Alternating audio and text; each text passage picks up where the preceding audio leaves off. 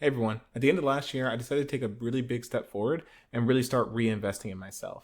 This was mainly motivated by the fact that I had this weird feeling that, even though I have a pretty high paying and stable job, I just didn't have like any money. It just felt like I never had anything. And it was kind of like I was watching all my money kind of go down the drain every month. Not sure if anybody else has experienced that, but if you have, I'd love to hear about your experience below. So to combat that feeling, I decided to make a lot of changes really in my life.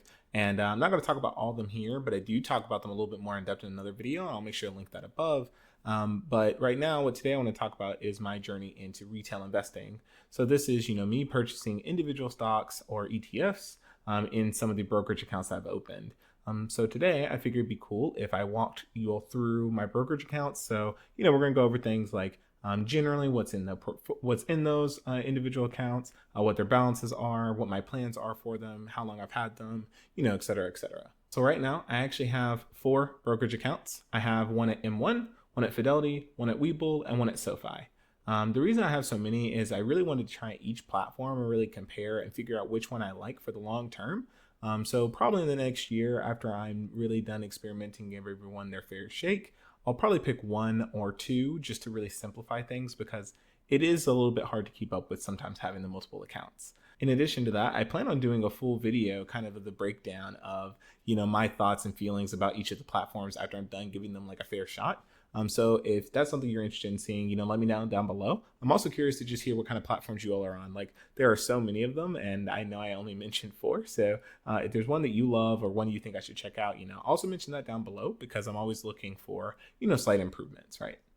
All right, first up, let's talk about my SoFi account. So my SoFi account is just a normal brokerage account and I opened it with SoFi just because I wanted to try out their platform and really their accounts just look sort of pretty simple, pretty streamlined. The interface seems straightforward, so I figured I'd give it a shot. Up to this point, I wasn't a SoFi customer, so I have no reference to anything else like their banking, which is really popular, or their loan options, et cetera, et cetera. So in this account, I just DOS collar average into VOO. If you don't know what VOO is, it is an S&P 500 ETF, and it's incredibly popular, and it's from Vanguard. But you can trade it on practically any platform. In this account, I trade about $35 a week, which works out to be $7 each trading day, and I just dollar cost average. So the account is currently sitting at $1,528.78 with about $154.78 in gains. So I plan to continue just dollar cost averaging on this account throughout the rest of the year. And I'll sort of explain a little bit more as to why I'm even dollar cost averaging into this account in the first place here in just a minute. Moving on from that, let's talk about my Webull account. So my Webull, it's a pretty basic account that I started last December, around the same time I started the SoFi account. And I started this one because they allow for fully automated daily trades. So you can set up a trade to happen on every day that the market is open. So in this account, I also dollar cost average $7 a day, but I do this in the VOO as well. And the account is currently sitting at $1,677.85 with about $157.33 in gains. So I plan to continue dollar cost averaging into this account throughout the rest of the year as well. So I consider the Webull account to be a sister account with the SoFi account. I set them up at the same time with the intention of just sort of judging and figuring out, does dollar cost averaging weekly versus daily make a difference? So hopefully I'll be able to figure that out and be able to share that information with you all. But I'm very curious to hear, like, if you're dollar cost averaging, what your strategy is. Are you doing daily? Are you doing weekly? Have you seen any sort of a difference? Curious to know.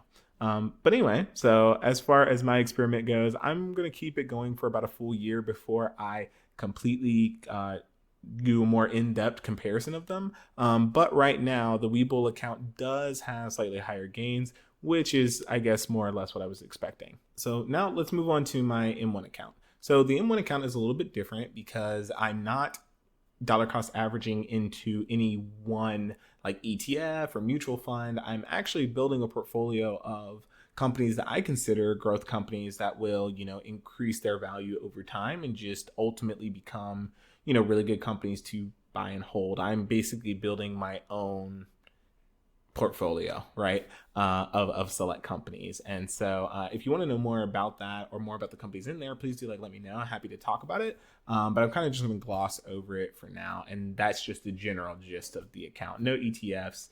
These are individual stocks picked based on, my own research, analysis, thought process, et cetera, et cetera. If you happen to also be building your own custom portfolio, I'd love to hear about what sort of stocks and things you have in yours. And yeah, just let me know down below. Very curious. Maybe I'll take a look at some of the companies, or maybe it's ones that I've glossed over and not really done much research on. So please do let me know.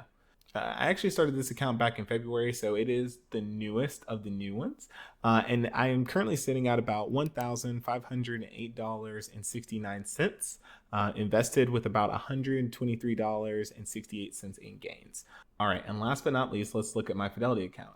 So my Fidelity account is my original brokerage account, like the first one that I ever had, that I ever started really purchasing stocks in. So I started to revive it in this last year because I liquidated most of it a couple years ago when I bought a house. And so I only actually have a few stocks in this account right now. Another reason I only have a few is because I wanted to start building my custom portfolio in it. But like I just mentioned, I'm actually trying to do that in M1 because I thought that their interface was a little bit cool. So I'm going to try that out, and I'll make a final determination. But either the M1 or the Fidelity account will more than likely be the one that hosts my main portfolio going forward. But for right now, the Fidelity one is more so opportunistic, meaning I don't, invest in it regularly. However, if I see a really good deal on a stock, or I just have a little bit of extra money, usually I throw it into this portfolio so that way I can keep the dollar cost averaging stats in the other three just cleaner. With all that being said, in this account right now, I have a balance of about $3,299.86, and I have a gain of about $192.62 this year. So I don't really have a solid plan for this account. Like I mentioned, it's more just opportunistic. But ultimately, the stocks in it will either be folded into the M1 portfolio, or the M1 portfolio will be folded into it. They actually have quite a bit of overlap in the stocks that's in both of them anyway. So it won't be a big deal. So kind of just to bring it all back together, because I know that was a lot of words and a lot of terms and a lot of numbers. But I just want to recap and just say, so across those 4 brokerage accounts, I have a total of about $8,015.18.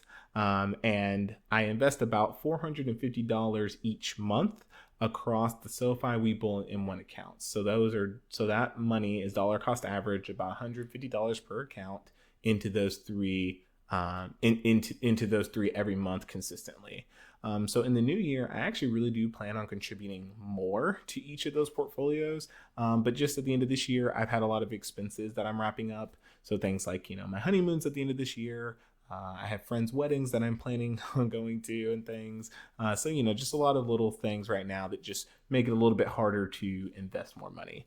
But ultimately, my strategy as a whole is really just to invest consistently. And for the long term, I'm not really focused on any sort of short-term gain. So I'm not going to say that you'll never see that kind of content on this channel, but I definitely don't focus in day trading or options or margin or any of that, because I'm holding on for the long haul. All that being said, let me know what you think. I'm curious to know what you think about the brokerages I've picked.